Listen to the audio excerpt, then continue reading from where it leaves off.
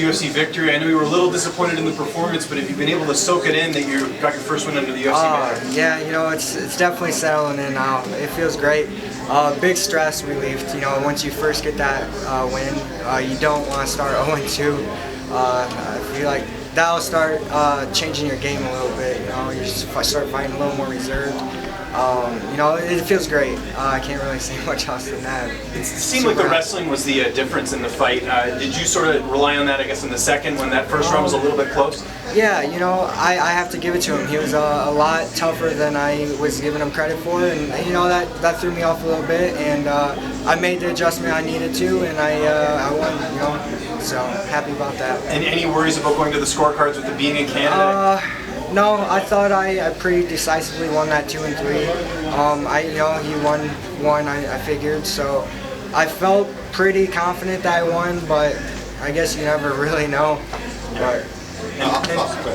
And just last for me, we saw the other day that LFA is no longer going to be on Access TV. It seems like the future of LFA is a little bit uncertain. You're an LFA, a former LFA champion. You know, what were your thoughts on getting to compete for them and that it might be their last show? Honestly, I had no idea about that. But man, that's unfortunate if that's true, because there's such a great platform for guys to get to UFC. I would hate to see them go away. You know. But I hope them the best when they figure that out. Any favorite memories from back from LFA? Oh, definitely winning that belt.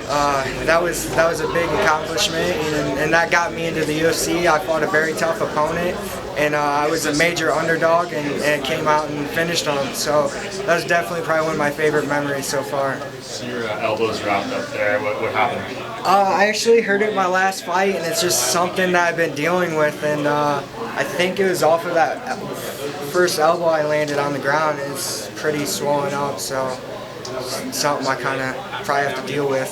Yeah, I know you said you wanted to get back in there in December, and you see, is that something you worry about maybe? I'll be fine. I know you want on that card. Is there any name in mind that you would like to fight there?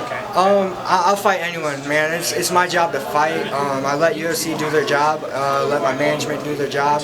I'm here to fight. I love fighting. I love putting on a show for everyone. So whoever steps in front of me, that's who I want to fight. Obviously, Justin Gaethje is fighting in the main event tonight. Is there anything specifically that he gave you or helped you with that helped you out tonight? Oh man, he helps me tremendously. You know, he's literally been one of my main training partners since before I got to the UFC. So the experience and what he teaches me and gives to me has been tremendous in my career so far. And yeah, excited to see him go out there and get the win tonight too. Austin, how do you think he gets it done? Do you think he's going to do a fast finish or a 5-round war? What do you think? You know, I think he's going to get that knockout. I'm calling an overhand. He hits like a truck, I can tell you that. I'm looking forward to seeing him and getting to celebrate afterwards together. You know, Austin, talking about your own fight again, you know, you got clipped a little bit at the end of the first round. Are you the kind of guy you need to get hit a bit before kind of waking up and turning on? You know, kind of seems that way a little bit. I feel like it's been a little theme the last maybe 3 or 4 fights. 2 before I got to the UFC, then even kind of my last 2. You know, that's not the way to do it, but I guess it makes for a good fight. You know, I don't want to fight like that, but it kind of is going that way. That sometimes once you start getting cracked, it's like, all right, let's go. It's time to go. So yeah. Was your corner telling you to go, use your wrestling more right from the beginning, or when did you know it was time? No, I obviously stand up was pretty even. My teeth weren't quite working like I was planning on them working. I was, you know, he was doing well countering with that leg kick. So that's kind of disrupting my continuous attacks. So I made, you know, heard coaches calling for the adjustment, made the adjustment.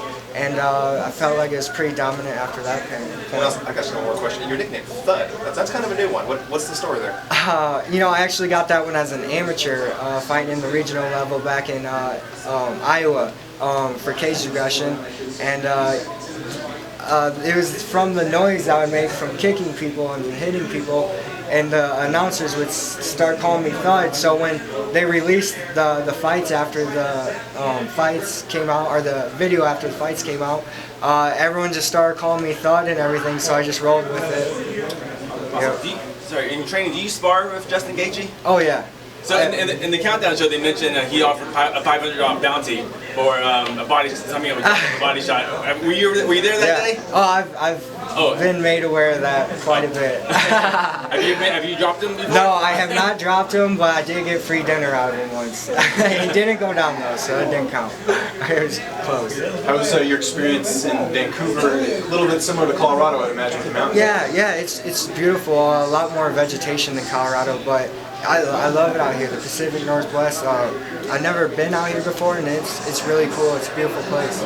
Just a couple here. One, you get dropped in the first. What's going through your mind? Are you an autopilot? Is it emotions? Is it tactician? I've been wrong a lot worse than that, honestly, and I did hear, the ringing and whatnot, but I felt pretty clear-minded. I was just like, all right, you better start picking it up. Like, don't let the tides turn, and start pushing back and fighting back. So. And with the elbow, especially when you're coming up in the UFC, it's hard to take that time off and heal.